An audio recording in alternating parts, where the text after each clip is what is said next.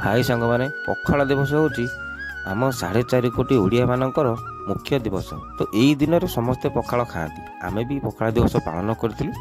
देखु पखाल भात दिवस रे कौन कौन थिला सब से आइटम।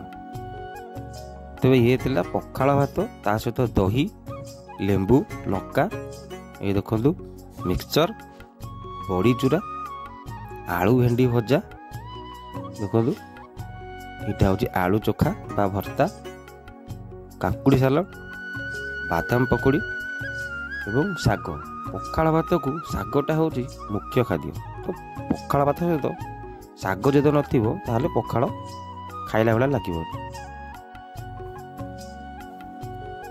देखो तो पखाल दिवस रे यही सब पूरा एकदम साधा सीधा आइटम थिला।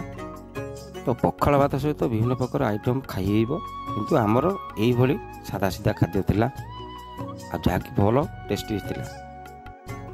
पखाल दिवस खाली आम ओडिशार नुह ओडिशा बाहर मध्य लोक थाई या पालन कर विदेश थाई या पालन कर जे प्रकृत ओडिया से पखाल दिवस महत्व कौन जानी से या पालन करुच्ची।